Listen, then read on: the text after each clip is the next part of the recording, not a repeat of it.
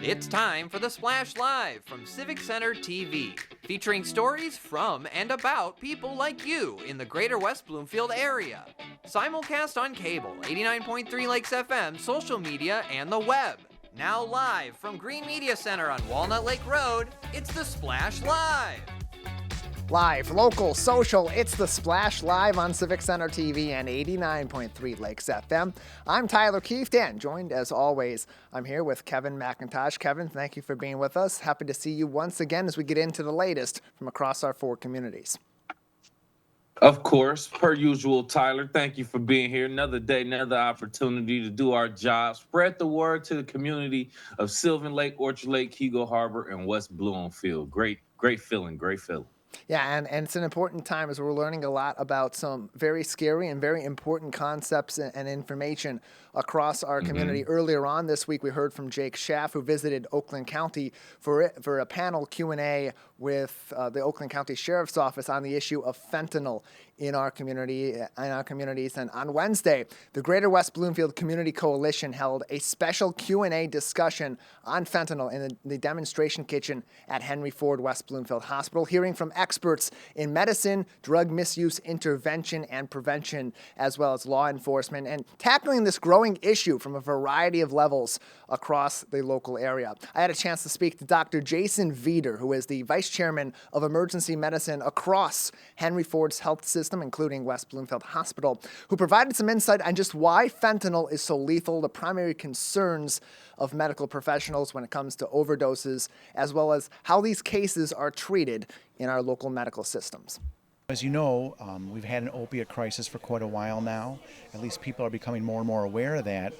But most often when we have a problem is someone has an unintentional overdose. So someone is using opiates recreationally, and then they run into a problem, and that's what we see in the emergency room when people get into trouble using opiates. What should people know about just how dangerous drugs like fentanyl and other opiates can really be? Yeah, so, obviously folks that use opiates chronically have different types of problems. What we see in the emergency room is when someone overdoses, then they stop breathing. So that's what an opiate does to you. It depresses your respiratory drive. So when people come in, they've actually arrested and died, and the reversal agent we give them knocks the opiates out of their receptors and allows them to start breathing again. So when you talk about the severity of the problem, when someone overdoses, they really actually can have sudden death. And that's really the core of the problem and why we're fighting it so hard. Narcan, if you give it to someone, it does reverse the effect of opiates, but it doesn't have a bad effect if they haven't used opiates. So there's really no harm in giving Narcan. There are some mild exceptions. I shouldn't say mild stuff. There are exceptions. You'd rather not give it to someone who's pregnant or breastfeeding, but if someone has arrested, you have to worry about just, of course, helping them immediately. So having Narcan around, being able to spot the signs of an opiate overdose, which is generally someone who is kind of stuporous, maybe they have pinpoint pupils, they have blue lips or pale skin, and of course, if shallow breathing or a low heart rate. Any other advice from the medical standpoint that people should be keeping in mind as they consider this issue and as they learn more about fentanyl and the opioid crisis? Fentanyl is 50 times more powerful than heroin and 100 times more powerful than morphine. And that's why it's such a crisis, it's such a problem, is that it's so potent, it's cheap, it's easy to mix with other drugs, so people don't know when they're getting it. And when they don't know that they're getting it and it's so powerful, that's when they run into big problems. And this is a growing concern in our community, not just for medical professionals, but those who are often first on the scene to respond to overdoses or other drug-related incidents. Something that West Bloomfield Police Chief Michael Patton told me is not uncommon here in West Bloomfield. He told me more about our local police's approach to addressing the threats of fentanyl and drug misuse in our community. Well, I think what you're seeing about the West Bloomfield Police Department's approach is what you're seeing here tonight. An alliance of coalition members and community members, both Henry Ford Hospital, Henry Ford Maple Grove Facility, the West Bloomfield Greater West Bloomfield Community Coalition, the alliance of coalitions in Oakland County here. and other partners that are here to talk about the ongoing and perhaps even increasing risk and threats of fentanyl in our community. Look, substance abuse is a difficult issue. The police are often looking at law enforcement of laws and violations of laws, but that's really not always the best way, because we're never going to arrest our way out of substance abuse issues. We know that the best outcomes are made when we have partnerships like we're talking about tonight to address the issue. So broad spectrum, wide community involvement. This is an educational component tonight to make sure people are aware of what the options are, what services are available here in West Bloomfield and in Oakland County. So I think that's really the best way to approach this. Well, look, law enforcement is already well embedded with both all of our local, county, state, federal partners, and to address law enforcement, the specific law enforcement avenues. But really, it's the broader community partnerships that I think will probably evidence the best outcomes overall. I think we're all doing all the same thing. There's no zip code here in Oakland County that's immune from these issues. We'll talk about some of the numbers that we've experienced here in West Bloomfield. And it's really, I mentioned this before, you've heard me say this before, Tyler, up until the COVID pandemic hit, next to just general old age and dying, the deaths attributed to heroin and fentanyl overdoses and deaths are the second leading cause of death next to old age here in West Bloomfield, and that's pretty significant.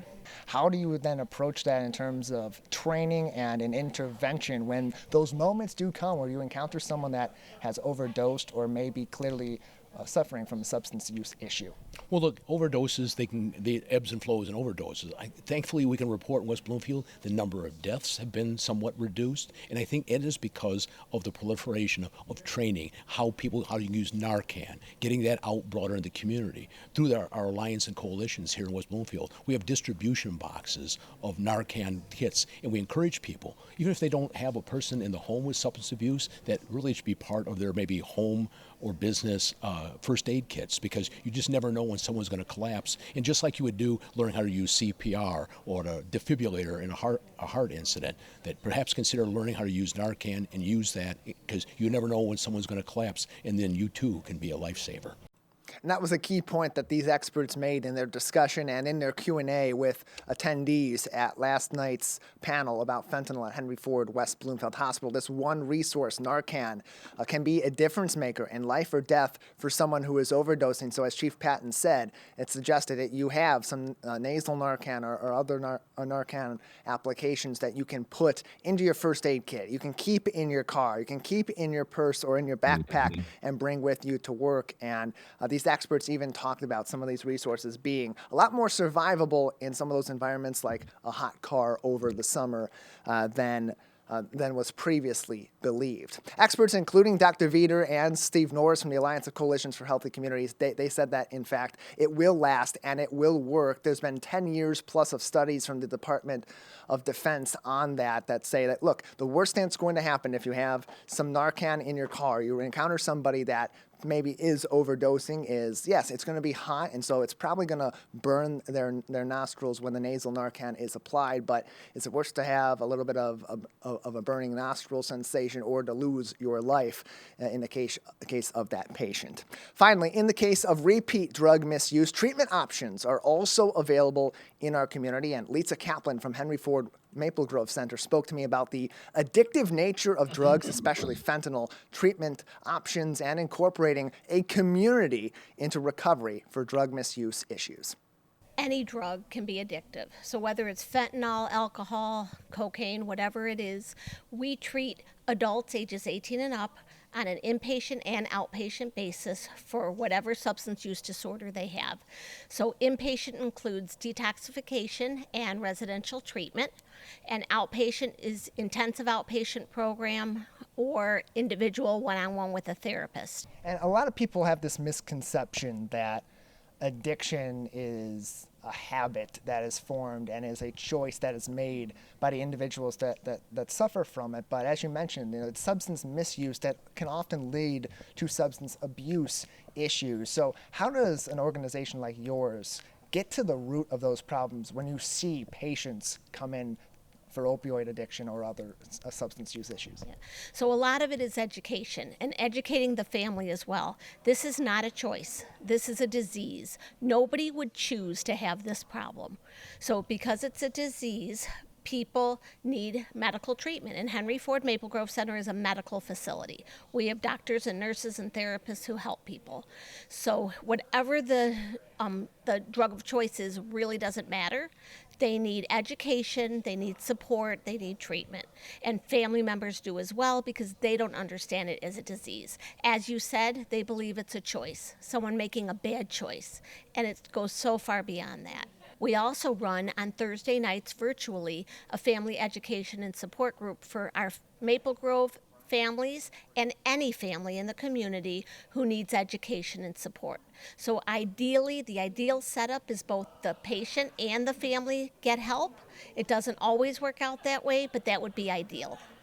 And then lastly, education opportunities like this, how can they help prepare people for the unfortunate but real possibility that they themselves or somebody in their lives may at some point face a substance use issue? It is so prevalent that people who are just experimenting or just, buying some other drug off the street may very well be ingesting fentanyl and not even know it, and it can kill them. So the education is so important for the community, for our current patients, for anybody. This is something that could happen to anyone.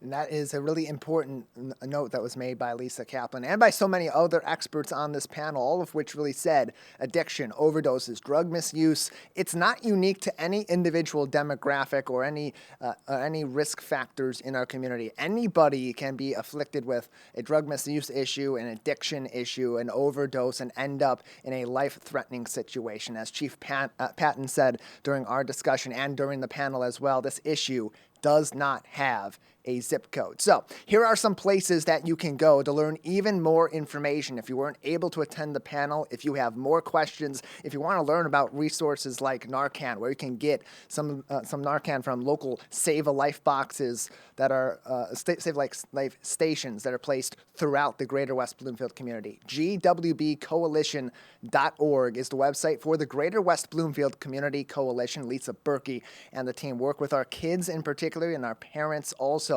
on issues of drug abuse and misuse and intervention and prevention efforts, as well as a number of other issues affecting our kids and families in our community. Also, the Alliance of Coalitions for Healthy Communities is a great resource as well, achcmi.org,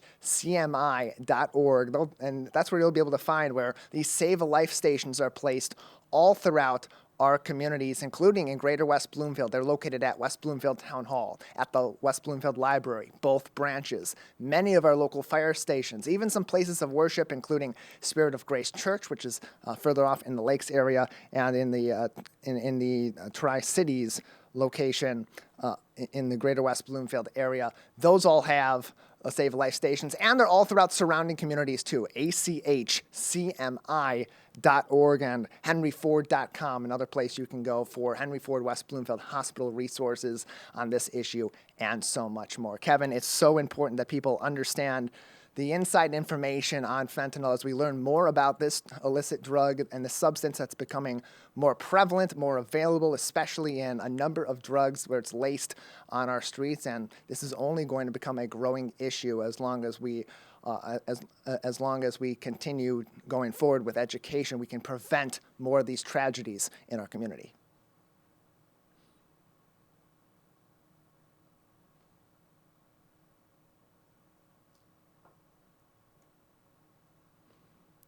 Appears we don't have audio from Kevin, so we'll take a break. We'll get back with even more on that. This is a critical issue. We appreciate you tuning in and finding even more information. Again, all those resources are available. We'll have those linked on our website as well. Live, local, social. It's the Splash Live on Civic Center TV and 89.3 Lakes FM. We will take a short break. Plenty more to get to today. We'll talk to some of the heroes that are often the first to help us respond to medical issues in our community. Our first responders, our dedicated dispatchers will be featured on today's edition of the program, plus some students in our local community doing amazing things as well. Stay with us. The Splash Live. We'll be right back.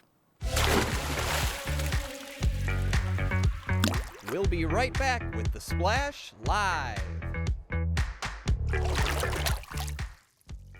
Find local municipal meetings at our program schedule on civiccentertv.com.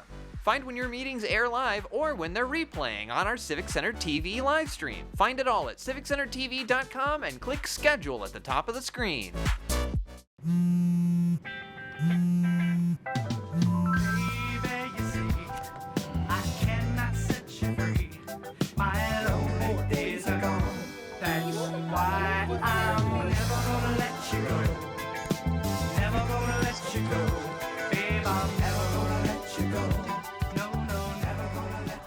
Here you go.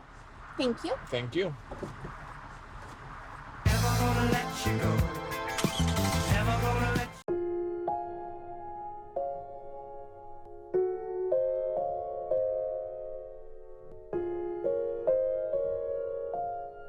When you have a gambling problem, you have a money problem. Don't let your gambling cause you financial hardship. If you or someone you love is struggling with gambling, we can help. Get free confidential counseling and win your life back. Learn more at michigan.gov/problemgambling. Good nutrition can help make sure you have enough iron, calcium, and vitamin C in your body, which can make it harder for lead to enter your bloodstream. Help protect your family from the harmful effects of lead. In the face of COVID-19, staying healthy is important. And now the same is true in the face of flu. Influenza has the power to infect millions. But it's easy to protect yourself, your family, and your community. The flu vaccine is safe and effective. And with COVID-19 still around, it's essential. Together we can face flu season head on. Visit michigan.gov/flu.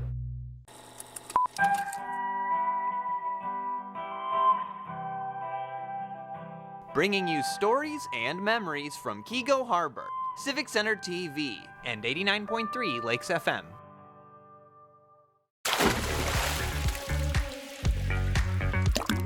And now, back to The Splash, live. Live, local, social, it's The Splash Live on Civic Center TV and 89.3 Lakes FM. I'm your host, Tyler Kieft, alongside Kevin McIntosh, and we thank you very much for being with us today. Oakland Early College 13th grade student Nico Speck recently received the Superintendent's Excellence Award from the West Bloomfield School District at their recent board meeting and was recognized by Superintendent Dr. Danya Bazzi at the meeting for his performance both in and outside of the classroom. Before we get to Nico, we'll talk to him in a moment, but first let's have Dr. Bazzi introduce some of the remarkable nature of this particular student at Oakland Early College. What truly sets Nico apart is his passion for learning and his altruistic nature. Despite his demanding schedule, which he's at school right now, and why we have cut out Nico, he volunteers extensively with organizations like Michigan Medicine, Community Health Services, and shares his talents as a pianist with residents of nursing homes, spreading joy and comfort through music. Nico's selflessness and genuine curiosity for others exemplify the essence of community and inclusion. His willingness to sacrifice his own time is evident with his early morning tutoring sessions. It's a testament to his character and values. As we celebrate his achievements today, let us be inspired by his remarkable journey and commit ourselves to making a positive difference in the lives of others, just as Nico has done. Joining us now on the program is the man himself, Nico Speck, a 13th grade student, a senior at Oakland Early College. Nico, thank you for being with us today. Hi, thanks for having me. Yeah, glad to have you on, and congratulations on your many achievements as a student at Oakland Early College. You were recognized earlier this week by Dr. Bazzi at the West Bloomfield School District Board of Education meeting for the Superintendent's Excellence Award. But now that's got to be kind of lower down on the list now, because I take a look at some of your accomplishments. Highest GPA in the school. You'll graduate this spring with a high school diploma and 5 associate's degrees, which is a record at Oakland Early College. So to start off, I mean, how do you make all this work? That's a big undertaking and a lot of accomplishments. Lots of coffee. I have some with me right now. I worked at Starbucks. Espresso is my savior. And it shows because you have achieved a number of accomplishments both in and outside of the classroom. And so as you went into Oakland Early College and you approached this 13th grade concept, this concept of having kind of an extended high school and early college career in the West Bloomfield School District, what did you want to accomplish when you entered the Oakland Early College program, and how do you feel that you did in terms of checking those boxes and more? That's a good one. So I started in ninth grade. It's like interesting. You go in kind of not knowing what you want to do. You're a ninth grader, but then as you wane off your high school class and you start taking more college classes, you start to I explored accounting for a while. I explored music until I finally landed on engineering. It allowed me to kind of really play around with what I wanted to do until finally the 12th and 13th year, I was a lot more confident what I wanted to do, more calc, more physics classes. And I feel like in that time, I was able to also not pay for my college at that point. I'm able to transfer my credits. So it was like a really good head start and is able to more define my career. And in terms of getting that college experience, you mentioned you kind of started exploring this journey in ninth grade. It's taken you all throughout your high school career and through this 13th grade experience too, both at your high school and in Oakland Early College. How has that helped you prepare for the next steps in your life and in your career as you get ready to be independent, be an adult? That's a good one. So a lot of this program was you have to manage your own schedule. So it's a lot of learning. Like in ninth grade, you're on a base high school schedule. It's pretty normal. But as you get older, I'm like an 11th or 12th grader. I'm driving myself to classes. I use drive a 40 minutes to just go to an engineering class. And it really prepared me well for actual college because I'm going to U of M Ann Arbor. I'm going to be studying engineering. So a lot of the skills I'm learning are going to be applicable there. It's you're learning academics, but you're also learning socially and professionally how to be successful. And I'm sure that many of your peers that you've gone through your school experience with, many of whom have been at Oakland Early College with you, but some maybe who have gone on to a traditional four-year college right out of high school or are planning to do that, have had very different experiences from what you've had. And in terms of what you said, that time management, learning to work at a collegiate class level, how do you believe that's prepared you to go to U of M Ann Arbor and continue your college journey and be successful from the jump without some of those common growing pains that we often see from new college students? I think one thing I really learned was study habits, good dedication. It's kind of learning to, again, set time aside, learning time management was really helpful. But you're starting at college level, so you're going from college to college straight out of high school, which it doesn't hurt. But I think that it makes the transition easier, is what I'm imagining, hopefully. But I think, hmm, I think it's a nice repair. I think most people aren't too afraid of college because of this program. Everyone's pretty up and at 'em, we're prepared for it. It's very nice because we also have support a very small staff who support each of us individually. So no matter our needs, we know how to take care of ourselves and get ready for the next step. What advice would you have for students that are approaching the end of their high school career, or even those that are approaching the beginning of their high school career, about how a program like Oakland Early College, or doing what you've done throughout your high school and your early college career, and challenging yourself, taking some of the toughest courses on campus and conquering them with the highest GPA in your class, with 5 associate's degrees of accomplishments after your 13th grade experience? What advice do you have for new students in terms of how challenging themselves can help them a lot down the road? Oh, I love that question. I was, I'm distinctly remember. So because of my program, I started doing a job. So I was working while also doing 13 college credits, doing clubs, doing extracurriculars, doing everything. It's a lot to manage. Uh, so you kind of learn to take on everything all at once. It's learning how to find a balance between your work and your social life. It's how to make life interesting, make it fun while still being successful and having a high GPA and all that kind of stuff to make you successful professionally. So I really think don't don't shy away from hard academics. Push yourself, be busy, learn to manage hard things. It's very important, but also don't always sacrifice social life for that. So it's nice to have a good balance. I really struggled with that earlier in my high school career. I was very quiet, very not social. But then as I got older, I succeeded academically, but then I also found time for social life.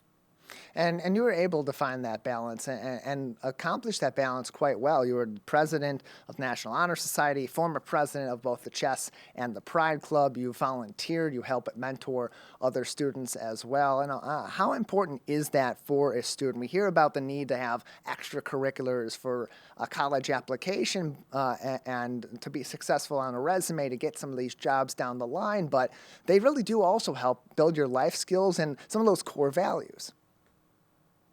I would say a lot of what I learned through my clubs and through my extracurriculars is how to make connections, how to really be social and talk to people. So I'm thinking running an NHS meeting or something like that really applied to how I approach my professors and ask for opportunities. A lot of the professors I've had here, they really want to see you succeed. You can ask for help. You can ask for I know a lot of people, specifically in the engineering program here, they ask for career advice, what to do next. So learning how to talk to people, how to do club activities, be a leader is very helpful in that sense. We're joined by Nico Speck. He is a senior at Oakland Early College in his 13th grade year and recently received the Superintendent's Excellence Award from the West Bloomfield School District. And Nico, as you receive this award from the school district, which helps to oversee Oakland Early College in partnership with a number of other local school districts as well. And talk about that accomplishment and what sort of pride that brings to you in all the hard work that you've put in to accomplish what you've accomplished and seeing that is not only appreciated, but is being lauded by the community. I don't know. It's a very much so a culmination because especially my program is the 13th year. It's very all coming together this year is what I'm noticing. It's been a long road, but I'm finally having a lot of credits, getting my associate is transferring. I feel very prideful for my schools and not a lot of people know about it. So it's very nice to see this award and a lot of people can know more about my program and consider it as an option when they're looking into high schools. More information on Oakland Early College can be found through the West Bloomfield School District's website at wbsd.org. And you can learn more about Nico's many accomplishments as a student here in our local area by visiting their Facebook page. Made a post about his recognition at this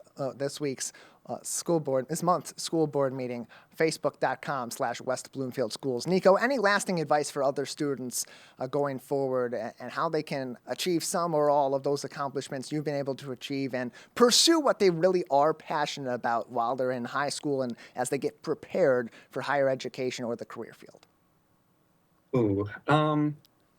They say you can't do it all, but you certainly can try. You reach for, what was the one saying? You reach for the stars, but you end up in the space or something like that. Even if you don't make it, you try hard and you do the best you can. You're not going to succeed always. It just is what it is, but you got to try your best and you're going to succeed sometimes. It's kind of bound to happen at some point if you take enough shots.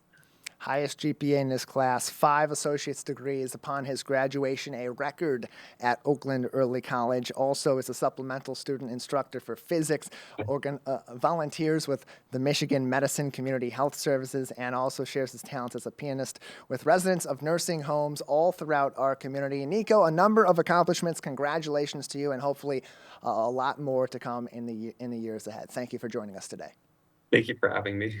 Appreciate it. WBSD.org for more information on Oakland Early College and to learn more about Nico's story. You can go to their Facebook page at West Bloomfield Schools. Kevin, so many accomplishments for Nico. A very proud community we have here as we look on to all of his accomplishments in the West Bloomfield School District with Oakland Early College. And now, as we celebrate our students, we're also celebrating some of our other local heroes that are doing amazing things to help our first responders and individuals in our community this time of the year as well.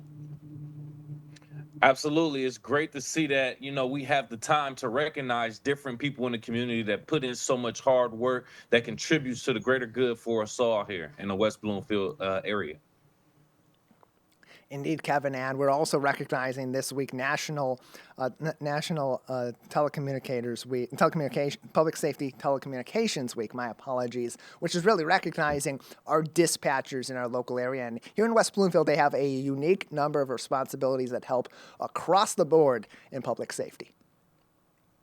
Yes, absolutely. And specifically, the greater West Bloomfield community recognizes its dedicated dispatchers around the area that are actually helping to connect residents of the area to our first responders. And actually joining us to talk a little bit more about that job specifically, we have dispatch manager of the West Bloomfield Police Department, but for all the areas here in our community. We have Jennifer Curran joining the Splash Live. Thank you so much for joining us, Jennifer. Thanks for having me. Absolutely. So we are celebrating, I want to make sure I'm saying National Public Safety Telecommunications Week, essentially. It's observed to honor the vital role of telecommunications personnel and public safety agencies. What can you explain more the role of the telecommunications personnel in public safety, aka dispatching? Yeah, so our dispatchers answer both 911 and non-emergency calls. They handle paperwork for our officers. We are running people through various systems. We are handling phone calls for our police and fire departments. We also here in West Bloomfield dispatch for Orchard Lake, Kego Harbor, and Sylvan Lake. So we're managing all 4 cities at one time. Mm-hmm. They are trained in medical instructions, like giving CPR and the Heimlich maneuver over the phone to people if it's needed.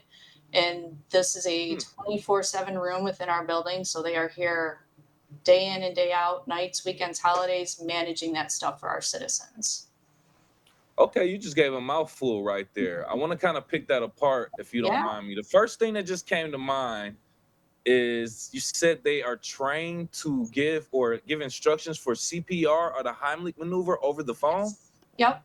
Explain that process or that training, like how that seems a little bit difficult to do over the phone. Can you explain that, please? It can be. So what happens is when they are in training here, learning how to become a dispatcher, we send them to a training. It's a nationally certified program where they learn how to go through the steps of giving certain medical instructions over the phone.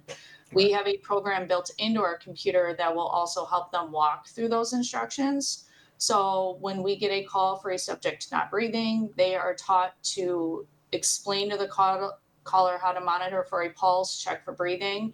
And then we are taught how to explain to the caller how to give CPR. So what we can do is help the callers work through CPR until police or fire can get there to take over.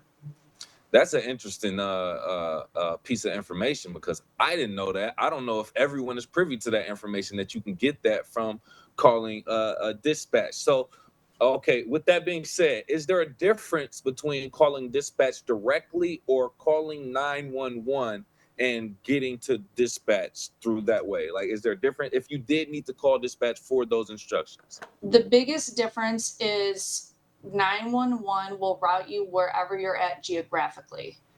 Calling a non-emergency line or our 10-digit number, as we call it, you will get us directly. 911 will get you where you're at geographically. So if you're in another city, obviously don't call us, call 911, get to that city you're at. But within the West Bloomfield area, if you call 911, it's coming to us. Interesting. Thank you for providing that clarification first and foremost. So we're talking about National Public Safety Communications Week here with Dispatch Manager Jennifer Curran of the West Bloomfield Police Department in the greater West Bloomfield area, I should say. Why do you think it's important that we highlight the work of our dispatchers? Why should people be aware of the work of dispatchers? I know you know as a manager, please make that known to the community now. I think a big part of it is there's a scope of this job that the public doesn't always realize is happening. We get these calls while the person is immediately experiencing whatever it is they're going through. We walk them through it. We stay on the line with them. We help give them whatever support we're able to. Sometimes it's very little more than just staying on the phone and talking to them. Our hands are tied in the respect of we're not physically there to help them, but we can help them emotionally, mentally until help can get there to help them. So there is a element of it that is often not discussed because we go through it as well with the people as they are immediately experiencing these things. Yeah, and see, that's one of those sides, like you said, people don't necessarily realize when you're dealing with these first responder calls, or you're in that line where you have to actually go and take care of things that are happening in the community. You have to deal with that trauma that people are dealing with firsthand. Like my girlfriend is a nurse, so she has to deal with that type of stuff firsthand. My friend's a firefighter, first responders firsthand. And it's a Yes. whole nother level of mentality that you have to deal with. You have to try to leave that at home. I mean, leave that at work so you don't take it home. I can Yeah. just, yeah. Can you speak to that, please? It's hard. What happens is because that emotion is there, you hear it in the voices of the callers, you hear it in the situations. You know, we have families, we have kids, we relate to those things. We feel the pain that the callers are going through, and it's hard not to take it home sometimes because you hear that voice in your head, you hear that fear, that stress. What makes it better and brings us the joy is when we hear the relief when it's better. You Right, can right. hear it get better. We hear the outcomes. They'll share with us what happened. It makes it better. We know we helped. Hmm. And it makes us feel pride in what we're doing. That's good. That's good too. And we just recently heard of the upgrade to the radio systems within Oakland County with the Mhm. P25 radio system. So I would imagine that would help out with the dispatching as well in some sort of way. But and kind of speaking on that, can you speak on any other challenges that your dispatchers may currently face right now during emergencies?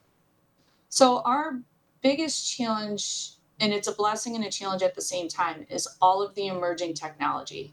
There's so much technology out there, and they try to find different ways to incorporate it into a Right. dispatch center to make us more effective. Um, it's a blessing and a curse because it gives us so much more information, but it's more stuff we have to learn and train on. If it doesn't work, we got to fix it.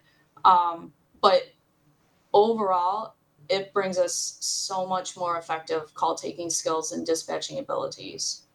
That's good. That's good. That's good. So let's go back to the actual process. Mhm. Is it I'm in a situation, I need help, so I call 911 and all of a sudden I speak to you and you just like forward me to a first responder? Can you just quickly go through the process of how it works with us calling 911, getting to a dispatcher, and then getting to a first responder? So, what happens is you would call us. We get your location. What is it that's going on? Do you need police, fire, or medical? We have a dispatching system. We call it a CAD system that we put your information into. Based on that, whether you need police, fire, or medical, we will Mhm. dispatch the right resources. The fire department goes out based on your area within West Bloomfield, different stations for different areas. So we send that specific station. We will send a specific officer to the area you're in. And given the nature of the call, if needed, we will stay on the line with you until they get there. And then they can take over in person. Otherwise, we'll disconnect and we'll send the units out to you that you need. Yeah, yeah. Play so many different hats: a therapist, like we said, a first responder, someone who a great community. I mean, not community service, but customer service in some sort of way. There's so many different hats that you wear as dispatchers, but you are the middleman or the first people we speak to anytime anything happens before we even get to the first responder. So I want to take this time to take my hat off to say thank you, thank your team for everything that you do. Do you have any last words that you want to give to the community and inform us on? Just that we appreciate your support as a community. You guys are beyond supportive of our department and our dispatchers. It is greatly appreciated, and we take all that love and we give it back to you guys. Absolutely. Thank you. Thank you. And we appreciate that. Thank you again, Jennifer Curran, the West Bloomfield Police Department Dispatch Manager, talking about the role of dispatchers during National Public Safety Telecommunications Week. Say that 3 times fast. Thank you Right? again, Jennifer. Thanks a lot. Thanks for having me. Absolutely, absolutely. Tyler, we continuously do our work in highlighting different people in the community with the different objectives and the different tasks they have to kind of make sure that we let everybody know that we are all an ecosystem and we make the wheels turn, baby, and everything is important. So I'm glad to have Jennifer on and talk about that, Tyler. And partnership is such a key factor that people don't really understand from the outside looking in public safety, whether it's between our local police departments, between our local fire departments, or all together, and our dispatchers, especially here in the greater West Bloomfield communities where West Bloomfield Police Dispatch provides those services for all 4 of our communities, both for police, fire, and EMS. It is such a critical role in the greater West Bloomfield area.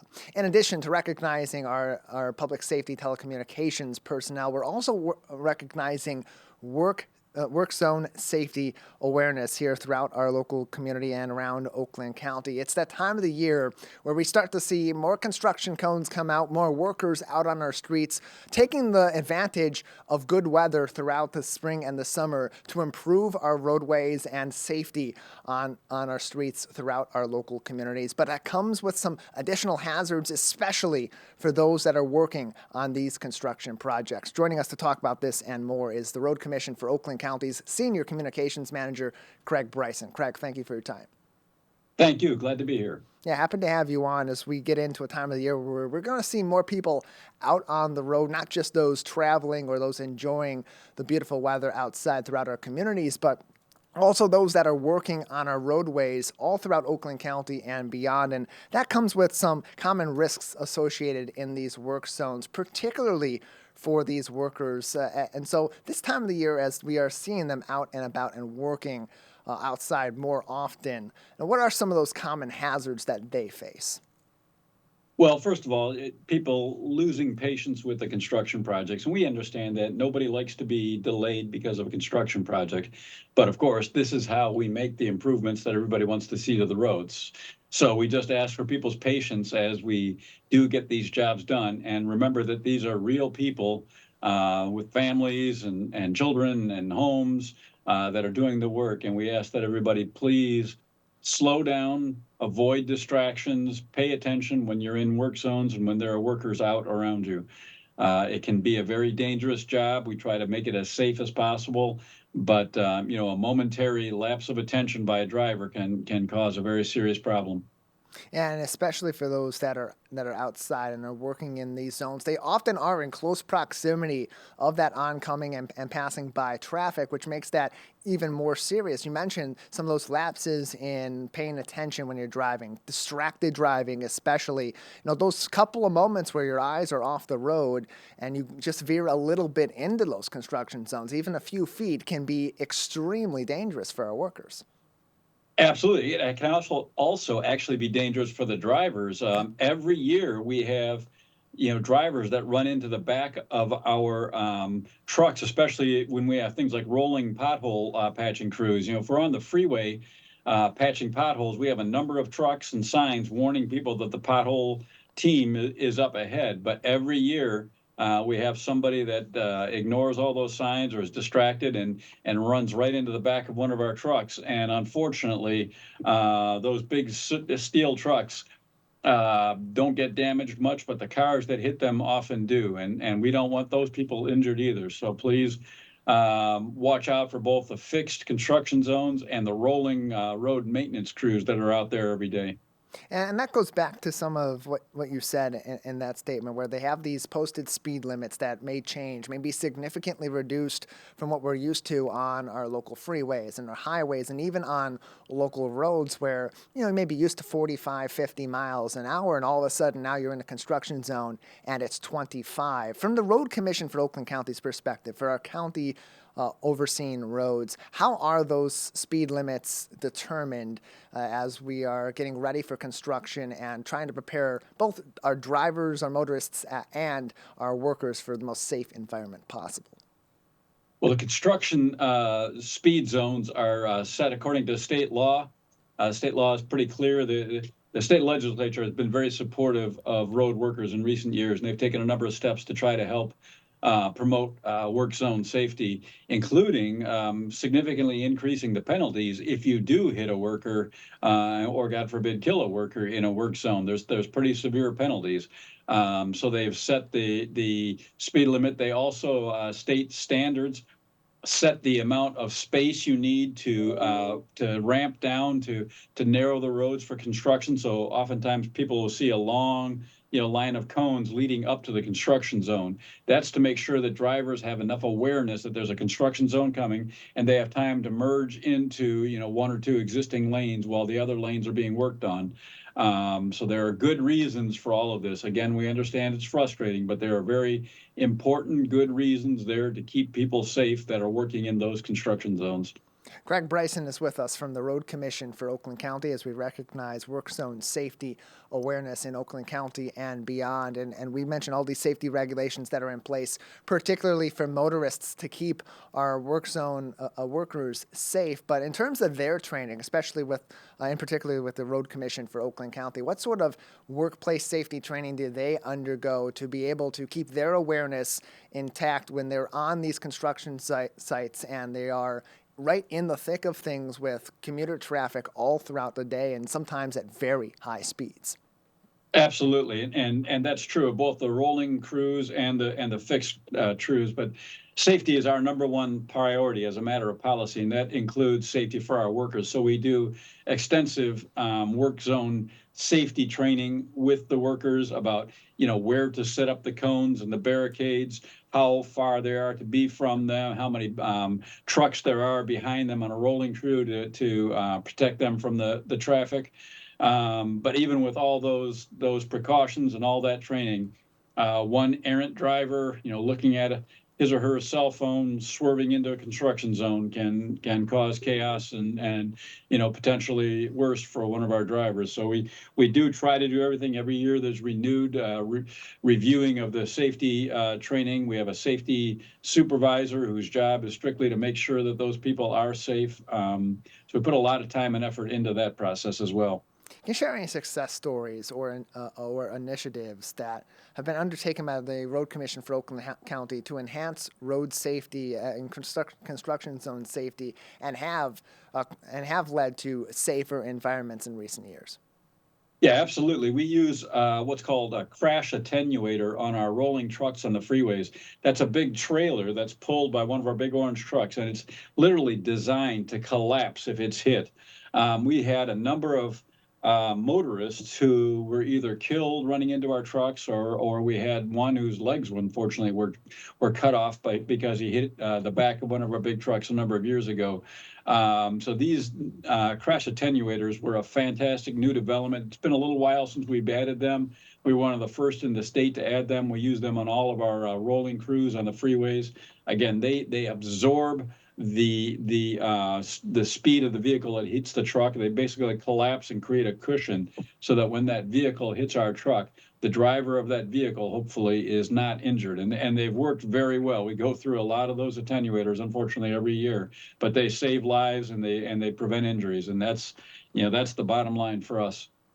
And Craig, before we let you go, any lasting advice that you can give to our motorists, to others in the community that are driving through these work zones this summer in terms of where they can get information on work zone safety, or where these work zones are going to be so that awareness is there for them before they get out on our roads? Absolutely. A couple of places to get information about the construction projects. Our website is the best spot. That's www.rcoc.org,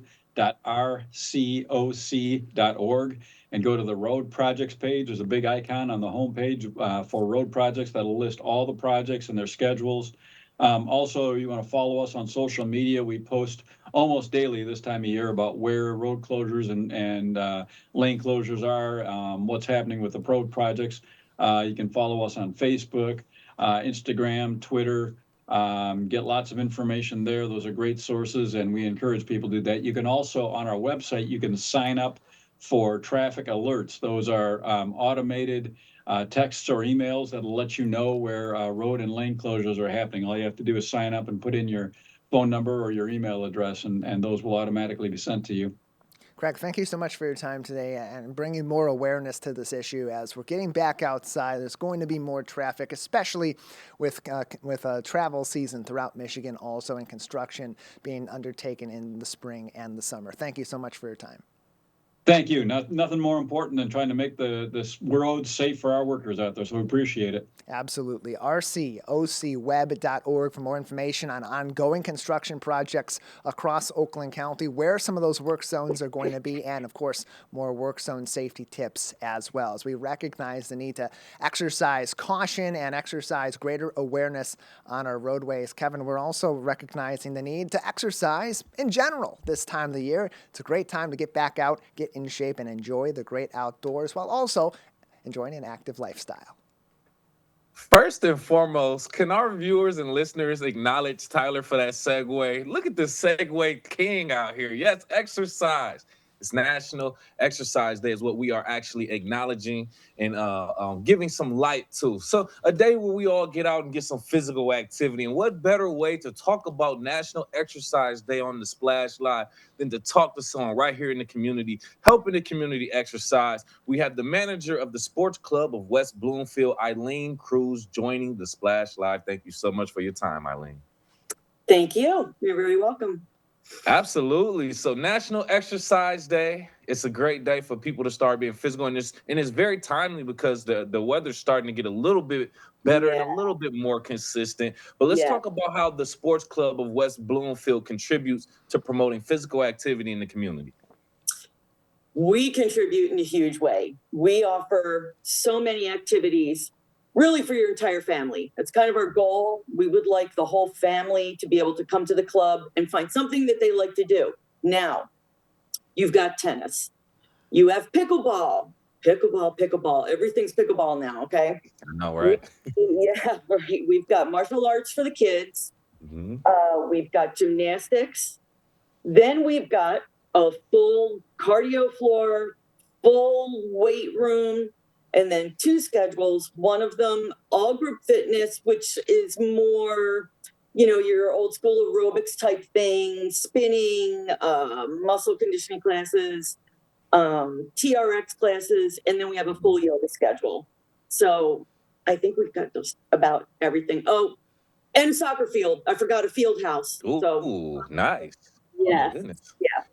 Anything you can do out in a field house. Yeah. There you go. So very, very interesting. A lot to do, a lot to promote physical activity and exercise within the community, just like you said. So I'm glad that you all have those facilities and different things. So as we get into exercise, everyone's trying to get into shape and reach those goals of the new year and whatnot. There are some misconceptions when it comes about exercise, things that you do, certain parts of the body and certain muscles that work, that don't work. What are some common misconceptions on different exercises that you may hear amongst your members, and how do you all address them? Well, I think a lot of the misconceptions they started at the very beginning, that it has to be hard. And it doesn't have to be hard. I see that people just don't take that first step. So it has to be something you're going to like. Don't say, okay, I'm going to get in shape and now I'm going to walk on the treadmill. And I hate walking on the treadmill. Don't do that. There's so much you can find that you love. Then when it comes to the weight room, there are a lot of, especially guys, go figure, that think they have to immediately, they haven't worked out in God knows how long, or they've never worked out before. I want to do bench presses and, I want to go really heavy, I want to go heavy. So it takes a lot to try and convince somebody, look, you have to start somewhere. Right. And don't be hard on yourself. It's a social thing too. So you have to keep that in mind. You're going there to have fun. You don't want to dread going there. So the misconceptions are really, I think, is that it's going to be hard. It's going to be a drag. I think a lot of people don't realize that when they get there, it is bustling. There's a lot going on. People want to chit chat and, have fun. So, and that's why we offer so many classes too on the group exercise and yoga schedule. We really try to make a full spectrum, to try and find something that's going to appeal to everybody, Okay, so you said something that has my brain going now, Eileen. So and joining us right now, Eileen Cruz, manager of the West Bloomfield, or the Sports Club of West Bloomfield, talking about National Exercise Day. So first, mental health when it comes to physical health. There's a connection there.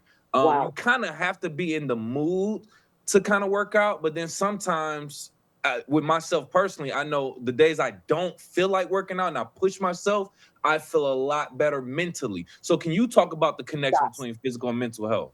Absolutely.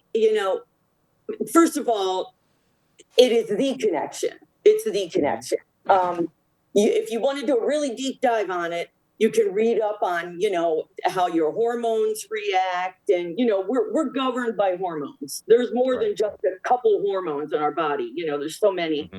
We're chemical beings, so the minute you start doing something, let's go back a little bit. When you don't feel like working out, you got to start with your first step. Okay. That may mean the alarm goes off and now you got to get up. Do not hit snooze. Do not turn it off. Get up. Then you get ready. Then you get in your car. Well, now you drove there. Well, now you're going to walk in. When you leave, you feel, number one, you did what you promised yourself you were going to do. Then you feel the sense of accomplishment. Wow, I did it. Okay. I didn't talk myself out of it. I actually did it. Then you've got your endorphins going. All of the good stuff is going in your brain. You can argue you feel like a different person sometimes when you walk out of there. I mean, we all feel good, I don't know if anybody's ever walked out of a workout saying, I am more depressed now than when I walked in. Right. So it's really the whole thing. And we saw it after COVID. Wow. How grateful we all were to get back to the club. It was amazing to see the people. You know what? We may never have said more than hello and goodbye to some of these people, but when they all came back, we were together. It was amazing. It really was an amazing thing for us all to come back, see faces we haven't seen in months. And here we are. We made it, and we're doing it again. It really changed a lot of relationships. It really did. And I'm glad you're making all of those connections right there too. The mental, the physical, the social aspect of working out. Like, it's a difference between working out at home, working out at gym with other people. You feed off their energy and things like that. So you brought up some great solid points, Eileen, and we thank you so much for your time, giving us a little bit of information regarding what's going on for National Exercise Day. Any last words? Can you just talk about what's going on at the Sports Club of West Bloomfield for the community? Well, right now, what's going on is pickleball. Don't forget, we've got pickleball. There's a lot of that going on.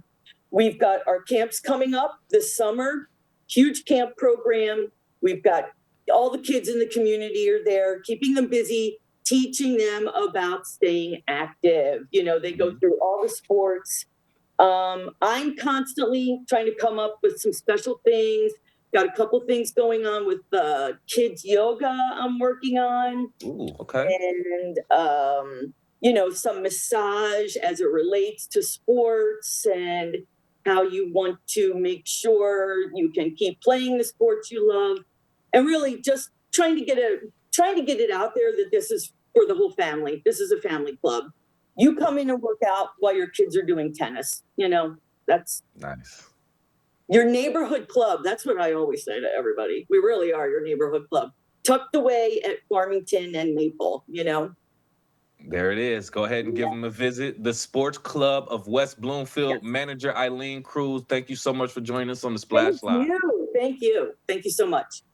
Absolutely. I love to get into shape every now and then. And she made up a good point when it came to being later in your years and trying to get back to the gym, but then you try to go as hard as you did 10 years ago. You can't go in there going as hard as you used to go, man. So you got to kind of pace yourself. And I'm glad she was able to give that information, Tyler. Yeah, I love the advice too of, just take those baby steps, get out the door, get into your car, get on the road, get over to the gym. And once you're there, that's kind of like, that's always kind of been my perspective when I get into those periods where I start talking myself out of things. It's been a long day. I'm tired. I don't know about that. I just want to relax on this weekend morning. It's a beautiful day. I want to get outside. Well, if I take one step at a time, once you're in the car, once you're there, once you're in the parking lot, it's done. It's happening. Commit. And you feel so much better. All good advice from Eileen.